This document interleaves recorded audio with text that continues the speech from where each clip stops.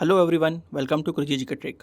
Friends, Nobel prize की series को आज हम आगे बढ़ा रहे हैं। हमने इससे पहले बात करी थी मेडिकल के नोबेल प्राइज़ के बारे में, जहां पर हम देखते हैं कि 2023 का मेडिकल का नोबेल प्राइज़ कैथलीन कैरियोके और ड्यू वेस्टमैन को मिला है। उसके बाद हम देखते हैं कि 2023 में फिजिक्स का नोबेल प्राइज़ 3 लोगों को दिया गया है, पियरे एगोस्टेनी, फेरेक करूज और एनी एल हुलियर को।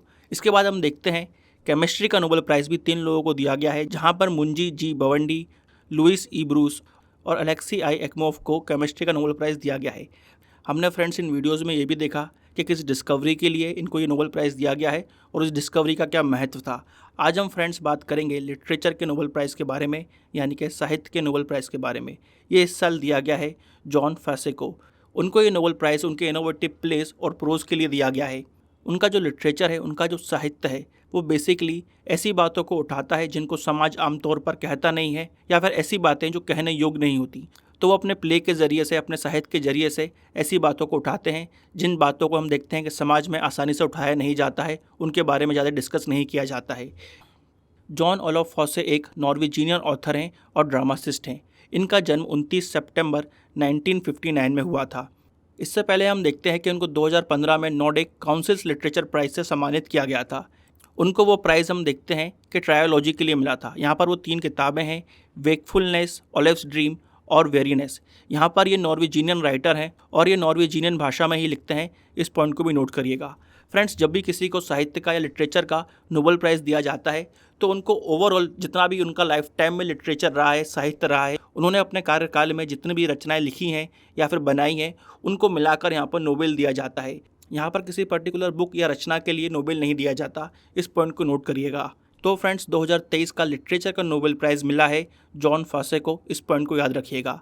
आइए फ्रेंड्स, अब हम साहित्य के नोबेल प्राइज़ की हिस्ट्री को डिस्कस कर लेते हैं, इतिहास को डिस्कस कर लेते हैं। साहित्य के अंतर्गत हम देखते हैं कि 116 विजेताओं को नोबेल दिया गया है। यहाँ पर 1901 से लेकर 1903 के बीच 120 व्यक्ति ऐसे हैं जिनको यहाँ पर नोबेल पुरस्कार से सम्मानित किया गया है। इसका मतलब ये हुआ कि 4 बार ऐसा हुआ है कि जब नोबेल प्राइज़ को 2 व्यक्तियों के बीच में साझा किया गया है। ऐसा मौका फ्रेंड्स हमको देखने को मिलता है कि आखिरी बार 1974 में हुआ था, जब एडविन जॉनसन और हैरी मार्टिनसन को साहित्य का नोबेल प्राइज़ दिया गया था एक साथ।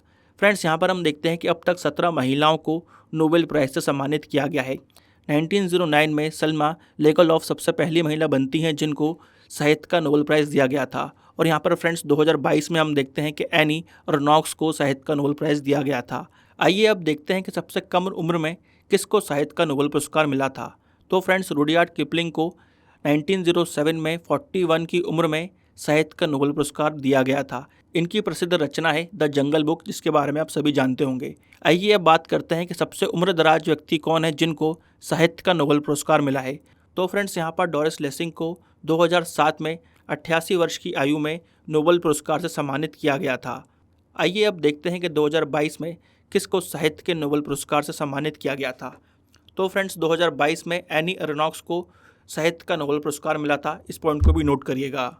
तो यहाँ पर हमने साहित्य के नोबेल पुरस्कार की ब्रीफ हिस्ट्री को डिस्कस कर लिया है। अब समय है फ्रेंड्स MCQs का। आइए अब हम सॉल्व करते हैं MCQ सेशंस को।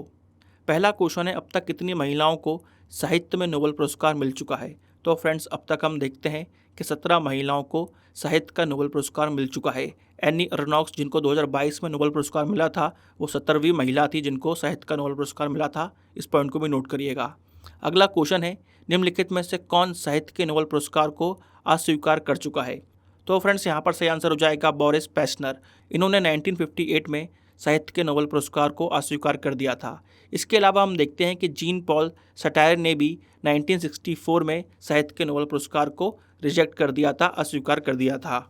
नेक्स्ट क्वेश्चन है, साहित्य का पहला नोबेल पुरस्कार किसे दिया गया था। 1901 में सुलीप्रुड होमे को पहला साहित्य का नोबेल पुरस्कार दिया गया था। नेक्स्ट क्वेश्चन है, निम्नलिखित में से किस भारतीय को साहित्य के नोबेल पुरस्कार से सम्मानित किया गया है। फ्रेंड्स, इंडिया से सिर्फ एक ही व्यक्ति को साहित्य के अंतर्गत नोबेल पुरस्कार मिला है, जिनका नाम है रविंद्रनाथ टैगोर जी। इनको फ्रेंड्स 1913 में नोबेल पुरस्कार से सम्मानित किया गया था। यहाँ पर अगर हम दूसरे भारतीयों की बात करें जिनको नोबेल पुरस्कार मिला है, तो फ्रेंड्स फिजिक्स के क्षेत्र में CV रमन और सुब्रमण्यम चंद्रशेखर को पुरस्कार मिला है। इसके अलावा फ्रेंड्स मेडिसिन के क्षेत्र में हम देखते हैं कि हरगोविंद खुराना को नोबेल पुरस्कार मिला है। पीस के क्षेत्र में हम देखते हैं कि मदर टेरेसा और कैलाश सत्यार्थी को नोबेल पुरस्कार मिला है। इकोनॉमिक्स के क्षेत्र में अमर्त्य सेन और अभिजीत बैनर्जी को नोबेल पुरस्कार से सम्मानित किया गया है। तो फ्रेंड्स ये सभी भारतीयों की लिस्ट है जिनको नोबेल पुरस्कार से सम्मानित किया गया है। बहुत ही इंपॉर्टेंट लिस्ट है, इसको जरूर नोट करिएगा। आइए देखते हैं नेक्स्ट क्वेश्चन, साहित्य का नोबेल प्राइज़ किस संस्था द्वारा दिया जाता है। तो फ्रेंड्स इस पॉइंट को भी जरूर नोट करिएगा। यहाँ पर साहित्य का नोबेल पुरस्कार स्वीडिश अकेडमी द्वारा दिया जाता है। इससे पहले हमने देखा था कि रॉयल स्वीडिश अकेडमी जो है वो फिजिक्स और केमिस्ट्री के नोबेल पुरस्कार को देती है, और कैरोलिंस्का इंस्टीट्यूट यहाँ पर मेडिसिन का नोबेल पुरस्कार देती है। नॉर्वेजियन नोबेल कमेटी फ्रेंड्स यहाँ पर पीस का नोबेल पुरस्कार देती है। इस पॉइंट को भी याद रखिएगा। आइए देखते हैं नेक्स्ट क्वेश्चन, वर्ष 2023 में साहित्य का नोबेल पुरस्कार किसे दिया गया है। तो फ्रेंड्स आपको इस क्वेश्चन का आंसर मुझे कमेंट बॉक्स में देना है। आइए देखते हैं नेक्स्ट क्वेश्चन, साहित्य में नोबेल पुरस्कार पाने वाले सबसे युवा विजेता कौन है। तो फ्रेंड्स इनको हमने अभी ही डिस्कस किया था। इसका सही आंसर हो जाएगा रुडयार्ड किपलिंग, जिनकी फेमस रचना है द जंगल बुक। इनको ये पुरस्कार फ्रेंड्स 1907 में दिया गया था। इस पॉइंट को भी याद रखिएगा। अगला क्वेश्चन है, साहित्य में नोबेल पुरस्कार पाने वाले सबसे उम्र दराज विजेता कौन है। तो फ्रेंड्स यहाँ पर डोरिस लेसिंग को 2007 में जब वो 88 वर्ष की थी उस समय साहित्य के नोबेल पुरस्कार से सम्मानित किया गया था। आइए देखते हैं friends next question, Winston Churchill को किस वर्ष साहित्य के नोबेल पुरस्कार से सम्मानित किया गया था। फ्रेंड्स यहाँ पर इंटरेस्टिंग बात यह है कि अधिकतर लोगों को लगता है कि विंस्टन चर्चिल जो कि ब्रिटिश प्राइम मिनिस्टर रहे हैं वर्ल्ड वॉर 2 के टाइम, उनको पीस के लिए यहाँ पर नोबेल पुरस्कार दिया गया होगा, मगर ऐसा नहीं है। उनको साहित्य के लिए नोबेल पुरस्कार मिला था 1953 में। तो यहाँ पर सही आंसर हो जाएगा बी 1953। और यहाँ पर ये जो इंटरेस्टिंग फैक्ट आपको मैंने बताया इसको याद रखिएगा, यहाँ से आपको जरूर क्वेश्चन देखने को मिल सकता है। चलिए देखते हैं फ्रेंड्स आज का लास्ट क्वेश्चन, मरणोपरांत नोबेल पुरस्कार देना कब से समाप्त किया गया है। 1974 के बाद ये डिसीजन लिया गया था कि नोबेल पुरस्कारों को मरणोपरांत यानी कि पोस्टुमसली नहीं दिया जाएगा। 1974 से पहले हम देखते हैं कि 2 व्यक्तियों को मरणोपरांत भी नोबेल पुरस्कार मिल चुका है।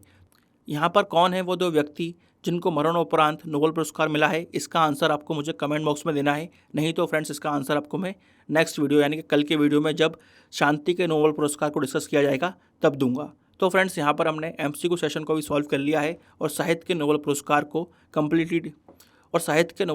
को डिटेल में डिस्कस कर लिया है। फ्रेंड्स आने वाले समय में हम नोबेल प्राइज़ इन पीस और नोबेल प्राइज़ इन इकोनॉमिक्स को भी कवर करेंगे। और फ्रेंड्स आपको 10 अक्टूबर को नोबेल पुरस्कार पर ट्रिक वीडियो भी मिल जाएगा, जहां पर आपको किस तरह से ये नाम याद रखे जाएं इसकी ट्रिक भी प्रोवाइड की जाएगी। इसके अलावा फ्रेंड्स हमने इंपॉर्टेंट क्वेश्चंस का MCQ भी प्लान किया है, जहां पर नोबेल प्राइज़ से संबंधित सभी इंपॉर्टेंट MCQs को सॉल्व किया जाएगा।